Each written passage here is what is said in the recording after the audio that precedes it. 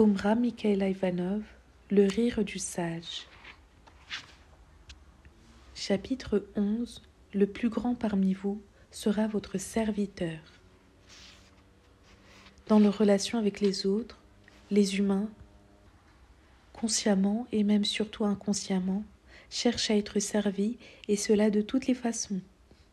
Ils ont tendance à considérer que les autres ne sont là que pour répondre à leurs besoins, les aider, les comprendre, partager leur opinion, leur goût ou leur dégoût. Et combien cherchent à faire de leurs parents, leurs amis, leurs collaborateurs des instruments de leur réussite. Perchés sur leur piédestal, ils s'imposent à eux comme des maîtres à leurs serviteurs, et gare à celui qui ne se soumet pas et entend faire preuve d'indépendance. Mais ces gens qui ont tellement besoin de s'imposer, ont-ils bien réfléchi au pouvoir de l'exemple ? Vous demandez ce que l'exemple vient faire là ? Eh bien, c'est très simple. Celui qui cherche à dominer les autres fait de nombreux disciples. Toutes les personnes de son entourage auxquelles il prétend commander l'observent, prennent note et retiennent la leçon qu'il est en train de leur donner par son comportement. Oui, inconsciemment, il est leur professeur et aucune de ses leçons ne se perd. Peu à peu, bien instruits, ses disciples commencent à agir comme leur maître, d'abord vis-à-vis d'autres personnes et ensuite également vis-à-vis de lui. Alors la situation se complique, le maître apprend que ceux qu'il croyait tous tout dévoués à ses intérêts sont en train de comploter contre lui. Il s'imaginait les avoir soumis et voilà que la révolte gronde. Mais comprend-il que c'est là le résultat des leçons qu'il aura lui-même données ? Le plus souvent, non. Au contraire, il s'obstine à vouloir les faire plier, provoquant de plus en plus autour de lui de désordre et la consternation. Jusqu'au jour où, estimant qu'il est allé trop loin, les autres finissent par l'évincer. Et alors, on ne voit plus qu'un pauvre malheureux qui se plaint d'avoir été trahi et qui pense au suicide. Le malheur des humains, c'est de ne pas se rendre compte qu'avec l'idée qu'ils se font de ceux qui doivent les satisfaire et la manière dont ils s'y prennent pour l'obtenir, ils ne réussiront qu'à s'appauvrir et même à se détruire. Alors ils s'entêtent jusqu'à la ruine finale. Peut-être pas toujours la ruine matérielle, mais la ruine spirituelle, pour eux et quelquefois aussi pour leur entourage, qu'ils ont influencé par leur exemple. Chacun est un modèle pour les autres. En adoptant l'attitude d'un serviteur ou celle d'un dictateur, on n'obtient évidemment pas les mêmes résultats. Si vous vous mettez au service des autres avec sagesse et générosité, certains s'inspireront de vos leçons et quand ils voudront les appliquer, c'est vous qui en serez le premier bénéficiaire. Il est naturel que vous appréciez d'avoir la sympathie, l'amour et même l'aide des autres, mais vous les obtiendrez seulement si vous commencez par donner vous-même l'exemple.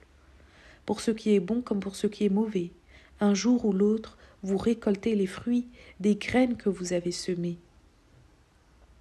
La morale est fondée sur un principe très simple puisqu'il est la base même de l'agriculture.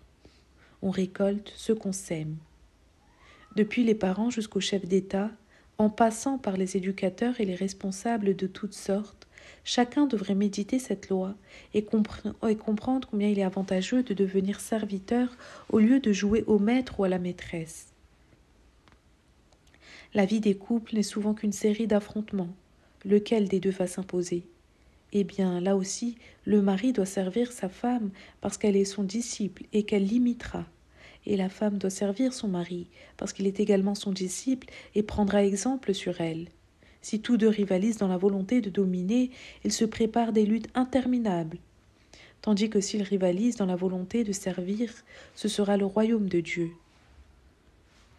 Dans le royaume de Dieu, il n'y a que des serviteurs, les anges, les archanges et toute l'hiérarchie d'esprits lumineux.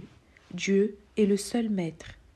C'est sur la terre qu'on trouve des créatures qui ont tellement besoin d'avoir des serviteurs et quelquefois même des esclaves, et celles qui n'y arrivent pas par leur mérite cherchent à s'imposer par la violence ou par la ruse. Mais combien de fois celui qui attend d'être servi s'expose à être déçu, car il est rare que l'on reçoive des humains exactement ce que l'on souhaite. Écoutez ceux qui ont des domestiques à leur service ou qui attendent toujours quelque chose de leur entourage. Au lieu d'être satisfaits, ils se plaignent. le travail n'a pas été fait correctement, les objets n'ont pas été tout à fait remis à leur place, on ne leur a pas apporté exactement ce qu'ils demandaient, ou alors on ne l'a pas apporté au bon moment ou de la manière qu'ils souhaitaient. Les motifs de plainte ne manquent pas. Si vous avez vraiment quelque chose à demander aux autres, tâchez au moins de ne pas vous montrer trop exigeant. Mais surtout, comprenez une fois pour toutes que pour être heureux, c'est vous qui devez vous mettre au service des autres, car vous faites alors jaillir en vous une source d'énergie encore inconnue, et ces énergies sont inépuisables. Il peut aussi arriver que des personnes vous proposent leurs services, pourquoi pas. Mais là encore, si vous acceptez, sachez que cela ne se passera pas nécessairement comme vous l'espérez. Et de toute façon, vous vous sentirez plus heureux en cherchant vous à leur être utile. En fonction de vos capacités, bien sûr, car il faut commencer par être conscient de ce dont on est capable. Mais une fois cette question réglée, dans tout ce que vous faites, pensez comment vous pouvez, vous, aider les autres. Et ensuite, qu'ils ne soient pas reconnaissants, qu'ils ne se rendent même pas compte de ce que vous faites pour eux, qu'importe. Vous êtes heureux parce que vous le savez. Les autres, ce n'est pas tellement important. Un jour peut-être ils comprendront. Est-ce que l'enfant sait que sa mère fait pour lui ? Elle est entièrement au service de ce petit être qui réclame toute son attention, qui crie, qui pleure, qui la réveille la nuit. Patiemment, avec amour, elle le prend dans ses bras pour le nourrir, le bercer et l'endormir. Elle n'attend pas qu'il la remercie, car c'est en se consacrant à son enfant qu'elle est heureuse. Mais un jour, beaucoup plus tard, quand cet enfant a grandi et qu'il se rend compte de tout ce que sa mère a fait pour lui, il l'entoure de soins et dans son cœur, elle est comme une divinité. Au premier abord, c'est vrai, l'idée de servir les autres n'est jamais bien attirante, elle est même humiliante. Mais c'est parce qu'on ignore qu'est-ce que le vrai service. On ne sait pas ce qu'on doit servir chez eux, leur moi inférieur, c'est-à-dire leur goût de l'argent, du pouvoir, des plaisirs, ou leur moi supérieur, leur aspiration à la lumière. On a vu dans l'histoire des hommes et des femmes se mettre au service de gens qu'ils haïssaient, afin de les attirer sur des chemins où ils allaient se perdre et se faire ainsi les instruments de leur chute. Ils avaient donc servi leur moi inférieur, tandis que le service dont je vous parle ici est celui du moi supérieur. Le moi supérieur, c'est-à-dire la divinité chez les êtres, c'est elle que vous devez servir.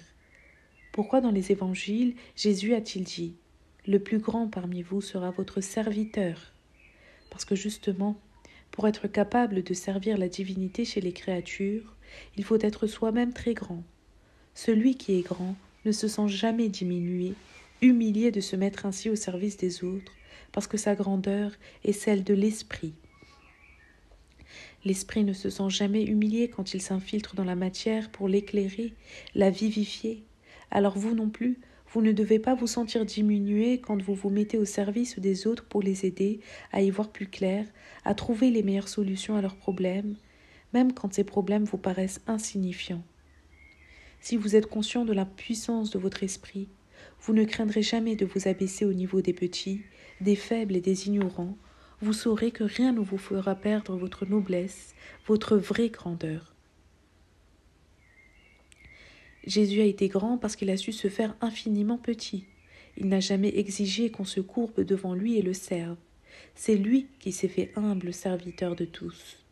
Et comme Jésus, celui qui est parvenu à un degré d'évolution exceptionnel ne doit pas trouver dans sa grandeur un prétexte pour s'imposer aux autres. Plus on est fort, plus on doit se manifester avec humilité. C'est cela être grand. Il faut reconnaître que c'est déjà beaucoup de trouver la lumière, mais cela ne suffit pas. La question ensuite, c'est l'attitude, le comportement. Aucun savoir, aucun pouvoir spirituel ne doit être utilisé pour dominer les autres. Que chacun s'élève aussi haut qu'il en est capable, mais seulement à l'intérieur. À l'extérieur, on n'a pas à se percher sur un piédestal. Quel sens cela a-t-il de s'élever si c'est pour écraser ensuite ses semblables ? De nombreux prophètes, persuadés qu'ils avaient la vérité, ont coupé des têtes. Avoir la vérité n'a jamais donné ce droit à personne. Et alors, que dire d'une église qui envoyait au bûcher tant d'êtres magnifiques et incendiés des villes entières au lieu de se montrer humble et clémente ? Elle voulait soi-disant sauver les âmes. mais souvent c'était un prétexte pour les soumettre à son pouvoir. Il fallait que le monde entier la regarde comme la représentante du Christ sur la terre. Eh bien, elle a commis ainsi la pire des erreurs. Qu'a-t-elle gagné avec une telle attitude? La vérité est chargée d'une énergie incommensurable, mais il faut l'envelopper avec précaution pour que les autres puissent l'accueillir et la digérer sans que cela produise des dégâts. La puissance que lui donne la vérité, le sage la manifeste à travers l'amour, la bonté et la douceur. Et si vous désirez tellement devenir un maître, commencez par vous imposer à ces serviteurs que sont vos cellules. Vous avez là des millions de petits serviteurs qui sont en même temps vos disciples. Oui, car vos cellules aussi vous observent et suivent ensuite votre exemple. Exercez-vous sur ces disciples-là. Sur eux, votre autorité peut être entière. Commandez, ordonnez autant que vous voulez pour qu'ils contribuent à votre santé physique et spirituelle. Mais partout ailleurs, soyez des serviteurs. Chapitre 12. Remercier, source de lumière et de joie. Vous marchez dans la rue et, sans raison précise, vous vous sentez soudain envahi par une sorte de dilatation qui rend votre pas plus léger. Alors non seulement vous trouvez un intérêt, un charme à tout ce que vous ne remarquiez même pas jusque-là, mais les passants vous paraissent tellement sympathiques que vous avez envie de leur sourire pour partager avec eux cette joie, cette gaieté subite qui est venue vous visiter. N'en cherchez pas la cause, car la joie sans cause est la vraie joie, de même que la tristesse sans cause est la vraie tristesse. Je ne dis pas qu'on n'ait pas des raisons objectives d'être gai ou des raisons objectives d'être triste, mais la vraie gaieté est une disposition de l'âme qui, par-delà les difficultés, les obstacles et les chagrins, ressent la vie comme un don de Dieu et déborde de reconnaissance. Tandis que la vraie tristesse est une disposition psychique qui aveugle l'être à toutes les choses belles et bonnes, au point qu'il ne retient partout que des raisons de s'affliger. Si vous voulez recevoir souvent cette visite de la gaieté, cultivez la reconnaissance envers le Créateur, envers la nature et envers les humains. Alors, même si vous n'avez aucune raison de vous réjouir, la joie viendra vous prendre par surprise, comme lorsque des amis vous font la bonne surprise d'une visite inattendue. Vous direz que pour éprouver le besoin de remercier, il faut avoir un motif. Non, remercier c'est tout, sans vous poser de questions sur les raisons de dire merci. Si vous voulez éprouver cette joie sans cause qui donne à votre existence une saveur, une couleur, une lumière, apprenez à remercier aussi sans cause. Bien sûr, les raisons de remercier ne manquent pas. Vous pouvez remercier Dieu pour la vie que vous avez reçue, cette vie qui vous permet de découvrir tant de richesses. Vous pouvez remercier pour le bonheur d'avoir la santé, une famille et des amis. Et pensez aussi à toutes les mauvaises rencontres, à tous les accidents qui peuvent survenir dans une journée et auxquels vous avez échappé. Quand vous rentrez sain et sauf d'un trajet en voiture, par exemple, est-ce que vous pensez à remercier ? Tant d'accidents peuvent survenir sur une route et parfois il s'en faut de si peu. En prononçant le mot merci, c'est comme une source de lumière, de paix et de joie que vous faites jaillir dans votre âme. Et cette source inonde toutes vos cellules, peu à peu. Vous sentez que quelque chose en vous se vivifie, se fortifie, s'éclaire. Et si un jour vous avez affronté de grandes épreuves, non seulement vous ne vous effondrez pas, mais vous serez encore capable de continuer à remercier. Et c'est cette capacité de remercier dans les épreuves qui vous aidera à les surmonter. Combien de bonnes choses viennent d'un sentiment de reconnaissance et combien de mauvaises découlent d'une ingratitude. Car cela va très au-delà de ce sentiment que vous éprouvez à un moment donné. Dès l'instant où vous introduisez en vous un sentiment de reconnaissance et où vous l'entretenez pour le faire grandir, il ne se limite pas à exister passivement. À cause de la loi d'affinité, il attire par ses vibrations des impressions, des sensations qui lui ressemblent. Toutes les bénédictions vous viennent donc de cette petite chose, un mouvement de gratitude. Dans tout ce qui vous arrive, les peines comme les joies, il y a quelque chose à découvrir pour votre épanouissement, votre compréhension de la vie. Et la gratitude est la clé qui ouvre les portes du vrai savoir. C'est pourquoi le matin au réveil, avant de penser à quoi que ce soit, dites « Mon Dieu, Merci de m'avoir donné la vie aujourd'hui encore, afin que je puisse te servir et accomplir ta volonté pour ta gloire et l'avènement de ton royaume sur terre. Par ces quelques mots déjà, vous vous mettez sous la protection du ciel, vous donnez une bonne orientation à tout ce que vous ferez dans la journée, et vous trouvez la bonne attitude à avoir devant tous les événements qui peuvent survenir.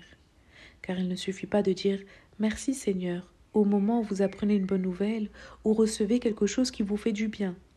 Partout et tout le temps, vous devez apprendre à remercier. La vérité, c'est qu'au moment où les événements se produisent, nous ne pouvons pas savoir si avec le temps, ils se révéleront bons ou mauvais pour nous. Combien de circonstances que les gens pensaient heureuses ont été finalement la cause de leur effondrement, alors que des épreuves se sont à la longue révélées très bénéfiques. Ce n'est pas dans l'instant que nous pouvons juger du bonheur ou du malheur. Pour se prononcer, il faut attendre les conséquences lointaines de chaque événement. La sagesse consiste donc à considérer les difficultés et les épreuves comme des poursuivants que la Providence envoie courir sur nos talons pour nous obliger à marcher sur des chemins où nous ferons de grandes découvertes. Sans ces poursuivants, nous ne bougerions pas et nous resterions ignorants et faibles. Combien de trésors nous attendent ainsi ? Celui qui, devant chaque inconvénient, commence par se plaindre ou se révolter, passera auprès de ces trésors sans les voir. Cette philosophie doit devenir pour vous une seconde nature. Devant chaque situation désagréable ou douloureuse, prenez l'habitude de vous dire qu'au bout du chemin, c'est peut-être un bonheur qui vous attend. Puisque pour le moment, vous ne savez pas ce que sera la suite, ne perdez pas votre temps dans les plaintes ou des révoltes, remerciez plutôt Dieu en disant « Merci ». Vous libérez en vous des énergies qui vont vous aider à faire face. Voilà la puissance du remerciement. Il s'attaque déjà à l'obstacle qui est en train de se dresser et il neutralise les poisons que votre tristesse, votre colère, votre découragement commencent à distiller. Rien n'est plus difficile que de se prononcer sur la nature d'événements en train de se produire. C'est vrai, pour ce qui nous arrive et pour ceux qui arrivent aux autres, car nous ne connaissons ni le passé ni l'avenir. Vous vous trouvez par exemple devant un être qui est la proie d'un vice qui le détruit. Cela peut être l'alcool, la drogue, la débauche, le jeu, etc. Vous vous dites qu'il faut l'aider à se libérer. Cela part évidemment d'un bon sentiment et vous vous efforcez de le sortir de là. Vous n'y arrivez pas et vous vous désolez. Alors dites-vous que peut-être ce vice dont il est la proie l'empêche de commettre des actes plus graves. Oui, il y a des êtres qui sont habités par le génie du mal. Dans une existence antérieure, ils ont peut-être commis beaucoup d'actes criminels. Dans cette existence, les lois du karma les ont condamnés à rester esclaves d'une passion, et cette passion les détourne d'activités où ils pourraient se révéler encore plus dangereux. Entièrement pris par cette passion, ils ne sont plus tellement en état de nuire, ils sont comme chloroformés. Oui, il est très difficile d'interpréter les situations et les événements présents parce qu'on ne connaît ni le passé ni l'avenir. C'est une idée analogue que Voltaire a développée dans un conte philosophique, Zadig ou la destinée. Mais revenons à vous et à la meilleure méthode pour vous d'affronter les difficultés. Puisque vous ne connaissez pas les raisons de ce qui vous arrive, prenez l'habitude de remercier Dieu. Même si vous n'avez objectivement aucune raison de remercier, dites « Merci Seigneur, merci mon Dieu ». Il faut que cela vous vienne naturellement, sans que vous ayez à faire intervenir votre volonté exactement comme vous respirez. En Bulgarie, il y a très longtemps, je voyageais un jour avec un ami. C'était le soir et nous sommes arrivés dans une gare sans possibilité d'aller plus loin. Un aiguilleur qui travaillait là nous a alors proposé de nous héberger dans la gare. Le lendemain matin, quand je me suis réveillée, je l'ai regardé faire son travail. Visiblement, il était déjà ivre, mais il s'acquittait très consciencieusement de sa tâche et saluait amicalement les conducteurs des trains qui passaient. J'ai parlé un peu avec lui, je l'ai interrogé, et il m'a expliqué qu'il était tellement habitué à ce travail depuis sa jeunesse qu'il pouvait continuer à le faire avec précision, même quand il avait bu. C'était un très brave homme, et je ne l'ai pas oublié. Vous voyez, quelquefois, on ne peut rien obtenir des gens sobres, et il vaut mieux s'adresser à un homme ivre qui aime son travail. Évidemment, je ne vous conseille pas de l'imiter pour le penchant à la boisson. Mais comme lui, habituez-vous à exécuter consciencieusement votre tâche quotidienne. Et votre tâche quotidienne, c'est d'être toujours reconnaissant envers le Seigneur, quoi qu'il arrive. Consciemment ou non, remerciez, car de toute façon cela s'enregistre. En remerciant, vous purifiez et éclairez l'atmosphère en vous et autour de vous. Alors, remerciez tout de suite, spontanément, automatiquement. Vous aurez ensuite tout le temps de vous souvenir pourquoi et comment vous avez remercié. Oui, remerciez toujours et pour tout, même pour le bien que vous faites. Je vous disais que vous ne devez jamais attendre que vos bonnes actions soient reconnues. C'est parfois difficile. Même si vous n'attendez pas de recevoir quelque chose en retour, vous espérez au moins qu'on reconnaisse que vous avez bien agi. Or, ce n'est pas toujours le cas. Quelquefois même on s'arrange pour vous adresser des reproches. Vous surmontez les déceptions, la tristesse que vous pouvez alors éprouver en étant, vous, reconnaissant d'avoir pu vous rendre utile. Donc, quand vous faites quelque chose de bon pour les autres, ce n'est pas tellement eux qui doivent vous remercier. C'est vous qui devez les remercier pour vous avoir donné l'occasion de manifester non seulement votre bonté, votre générosité, mais aussi votre sagesse, votre intelligence et encore d'autres qualités et capacités qu'on doit mettre en œuvre lorsqu'on veut rendre service. Pour marcher vraiment sur le chemin de la lumière, nous devons connaître beaucoup de vérités que la majorité des humains négligent. Ils pensent que nous nous occupons là de toutes petites choses sans importance. Et oui, de toutes petites choses, mais l'univers entier est fait de toutes petites choses, des atomes, des électrons qu'on ne voit même pas. Ce sont ces petites choses qui sont les éléments indispensables pour créer et entretenir la vie. Par exemple, vous éprouvez un manque, une absence, vous souffrez et vous êtes prêt à vous plaindre. À ce moment-là, arrêtez-vous net et passez en revue tout ce que vous possédez. Pourquoi la constatation d'un besoin, d'un manque doit-elle soudain obscurcir votre regard? Remerciez Dieu chaque jour parce que le soleil se lève. Remerciez-le pour l'air, l'eau, la lumière. Remerciez-le pour tout ce que vous pouvez voir, entendre, goûter et comprendre. Remerciez-le de vous avoir donné la faculté d'entrer en relation avec lui et avec toutes les entités célestes, les anges. Vous direz, mais Dieu n'a pas besoin de notre gratitude. Si, il en a besoin pour nous, pas pour lui. Il a besoin que ces êtres qu'il a créés et qui vivent en lui prennent conscience de ce qu'ils possèdent, parce que ce sont ses enfants, ses héritiers, ses serviteurs. Ne pas reconnaître la sagesse et l'amour de Dieu produit des dissonances dans l'harmonie cosmique. Savoir remercier est la preuve qu'on est conscient, qu'on a vu, qu'on a compris. C'est pourquoi la gratitude est une vertu tellement essentielle. Si les humains ne savent pas remercier, c'est parce qu'ils somnolent, parce qu'ils n'ont pas appris à regarder, à écouter, à ressentir les êtres et les choses. Psychiquement, leurs 5 sens se sont chloroformés.